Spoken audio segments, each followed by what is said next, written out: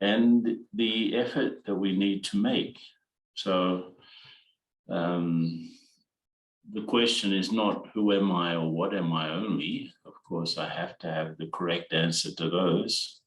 I'm the soul, I am Baba's lovely child, I am a student, I am a trustee, I'm a soldier on the battlefield, I am so many things. But when I ask, where am I? I'm in the confluence age, because if I'm not in that consciousness, there's only one other place I can be, and that's Kali Yuga, in the Iron Age. So if I'm not in the consciousness of the confluence age, then where am I? Anyway, this morning's morning was so beautiful about all of the treasures that he made very clear that it's not just a question of listening, but absorbing them and not merging them, but putting them into practice. And I loved it when Baba said, just if you don't do anything else, just do one thing. Just learn how to give and to take blessings.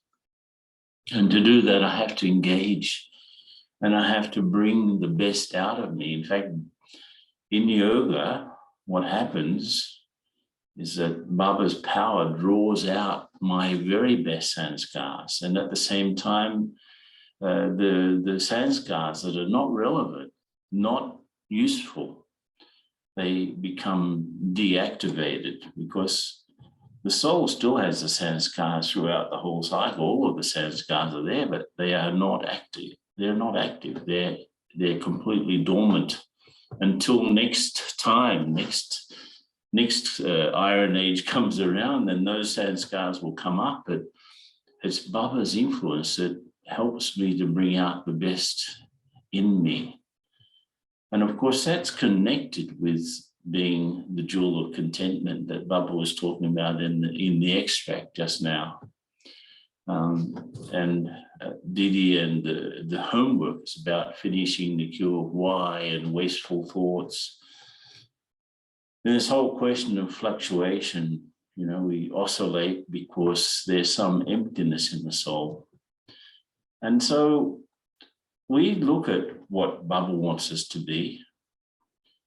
And he also tries to entice us. He tries to sort of make us interested. We want to become perfect deities. We want to become Lakshmi and Narayana, not Rama and Sita, as he mentioned today in the morning's morning. So I was thinking just now about what contentment is, and it's really an interesting exercise. So it's not just going into silence, as Didi just said, but to check the content of the soul, because the word contentment, at least in English, it means what I contain. What is the content of the soul? What's inside me? So if the content is good and elevated, then I'll be content, I'll be happy, I'll be satisfied with myself. But if that content is not good, if I'm holding wasteful thoughts about myself and others, if I'm sort of developing this queue of why and what and how and so on, related to myself, related to others, related to service, then I just have to check that I have the very best content in me.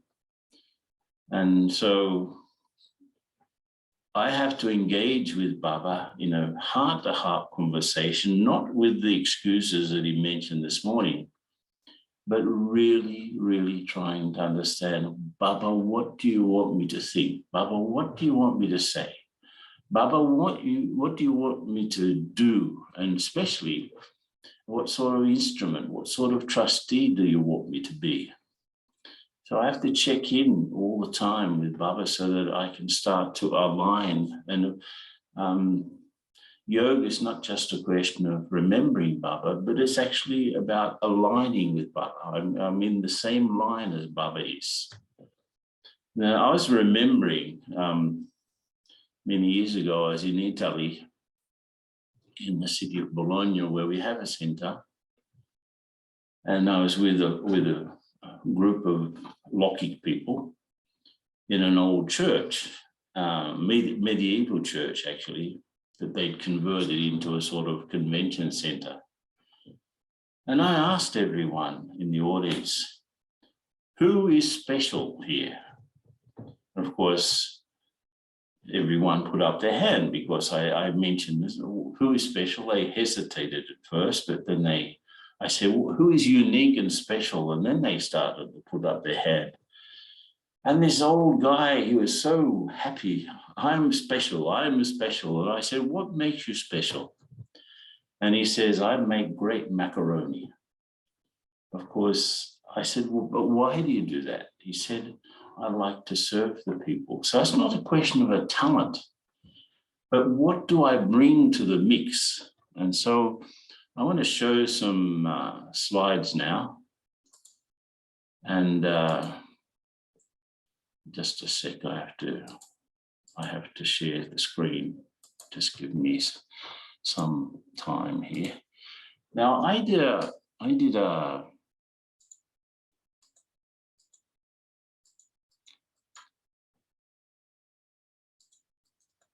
yeah, I'm trying to change my screen. I'm here alone. It's late here. So it's 10 p.m. here.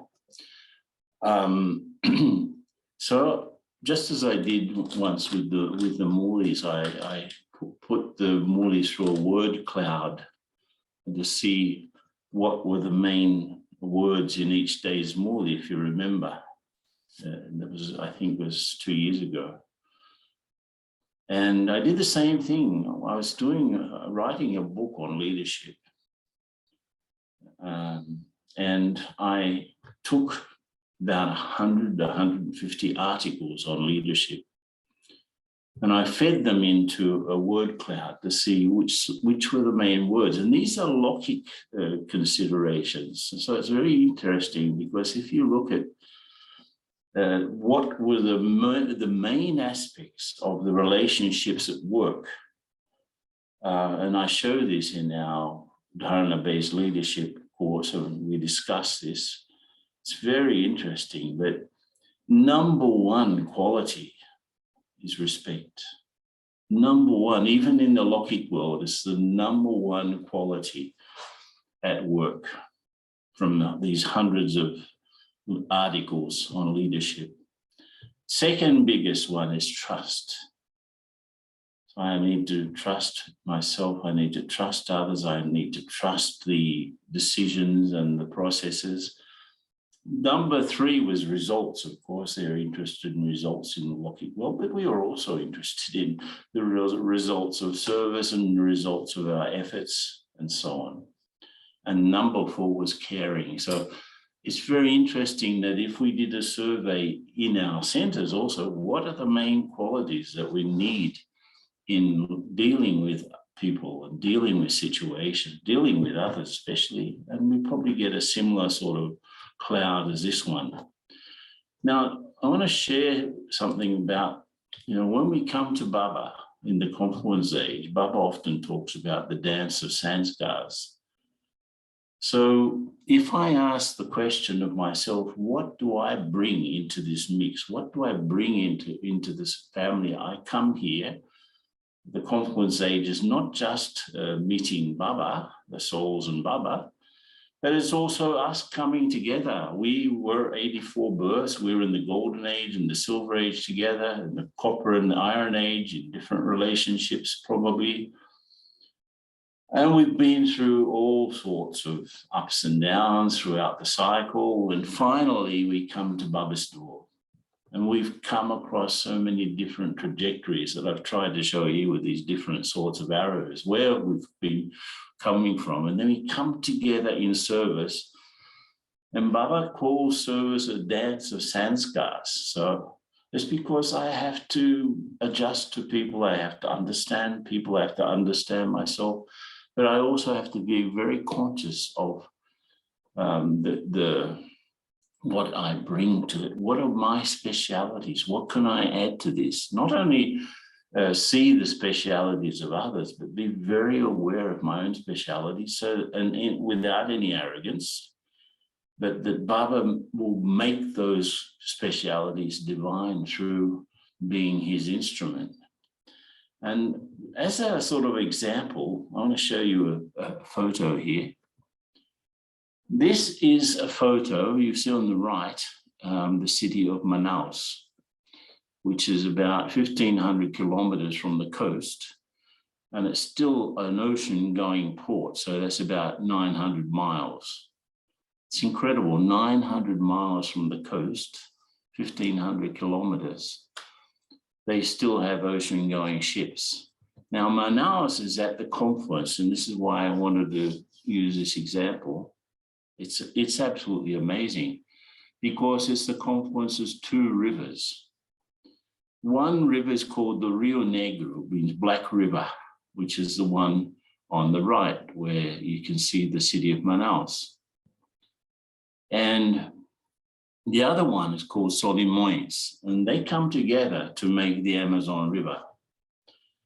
That's been in the news much lately because of the destruction that's going on there. The Amazon forest is so big that the whole of Europe can fit in it, so big. You can imagine. The Amazon forest is the same size as India, more or less. So that gives you an idea how big it is.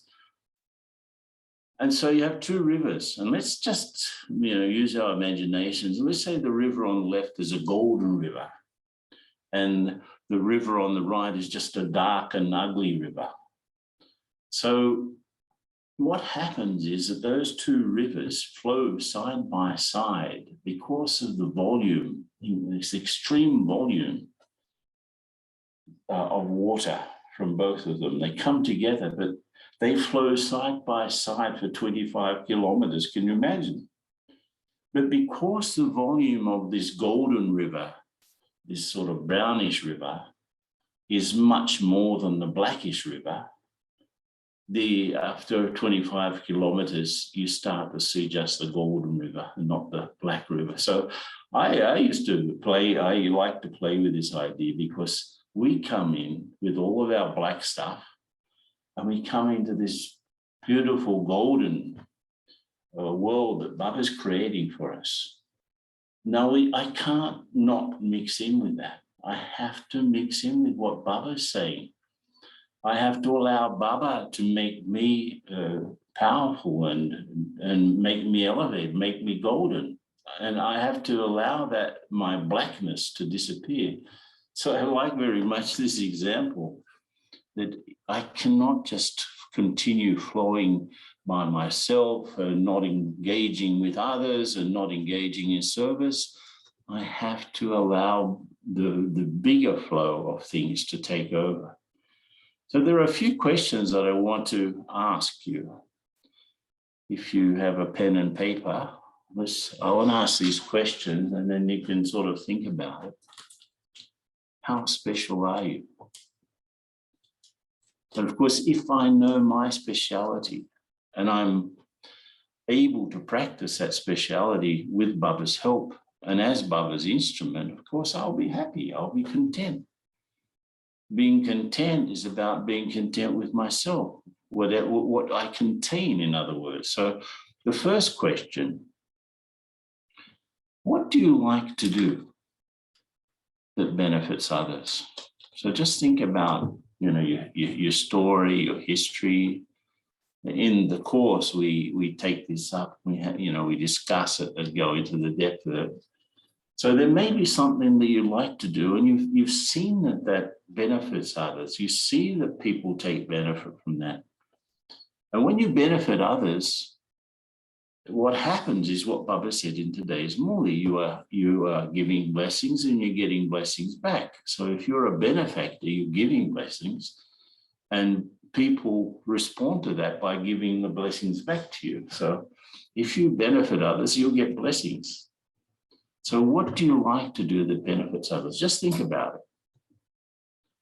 It may be something like cooking even, something like speaking in public or explaining Gyan or just meditating and sending out vibrations or whatever. What do you like? Second question is slightly different. What do you do well that benefits others? So it may be in the first case, there's something you like to do, but you're actually not doing. And that's something we, will create some dissatisfaction inside. It has to be beneficial thing, not just any old thing, right? So what do you do well that you've seen that you do it well and it does benefit others? Just write down a few ideas.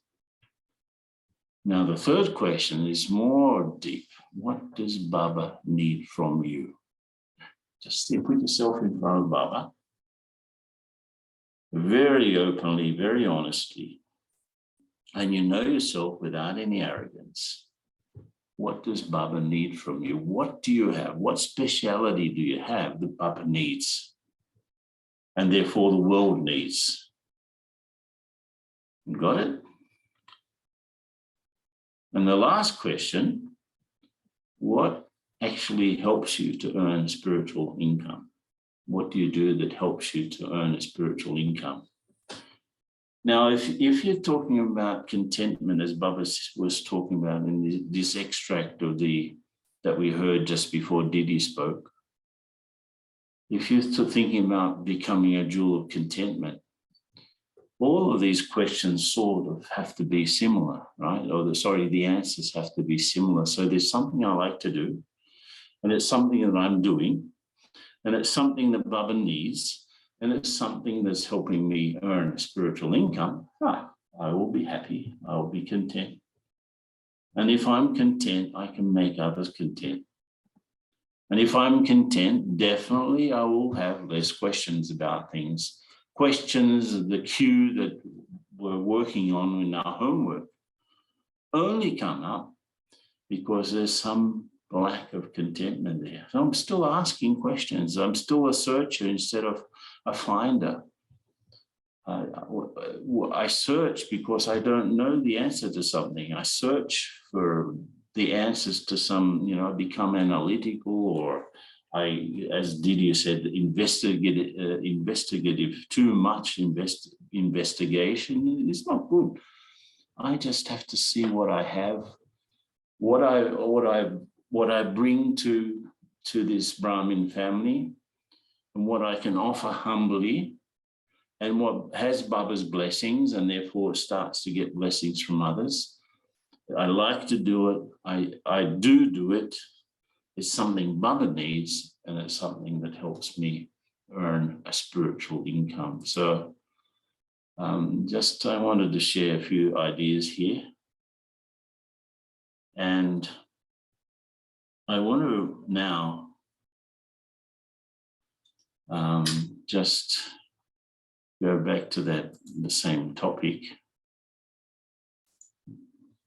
Baba asked today if we are, using not just listening to these things, but really absorbing them, putting them into our lives, the jewels of knowledge, the powers of yoga, the virtues that Baba, if I use my virtues as Baba's instrument, as a trustee, as Didi was saying, then they have a good chance of becoming divine virtues. If I just use my virtues from the ego, then they're just human virtues, they're not divine virtues. And therefore, I still continue, even though I have virtues, in inverted commas, I actually am still a black sort of river flowing aside bit by side, a golden one.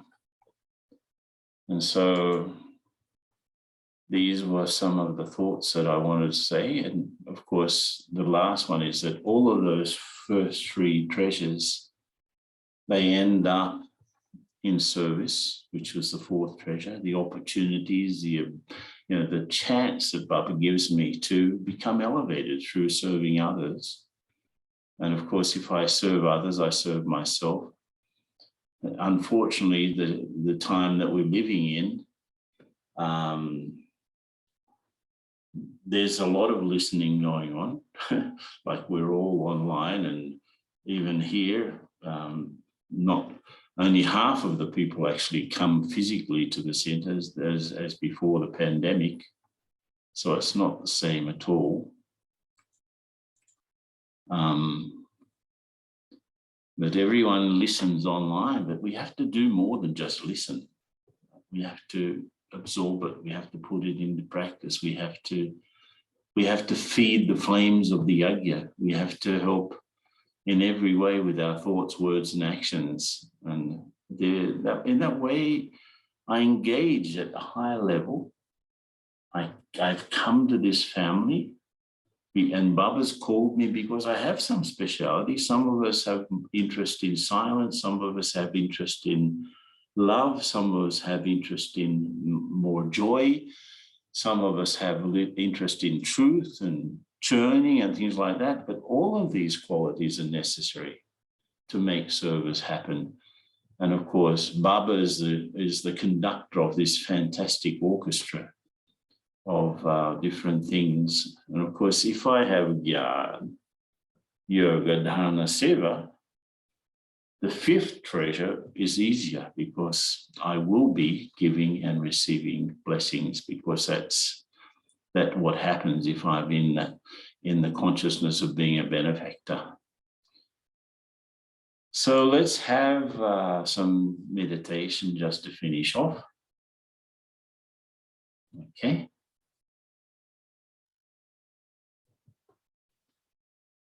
Om Shanti. Thank you so much, Brother Ken. So now let's remember Baba. We'll take drishti from Brother Ken, and then we will do our homework meditation.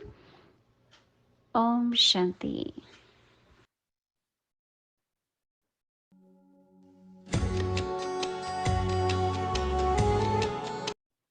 Om Shanti, everyone.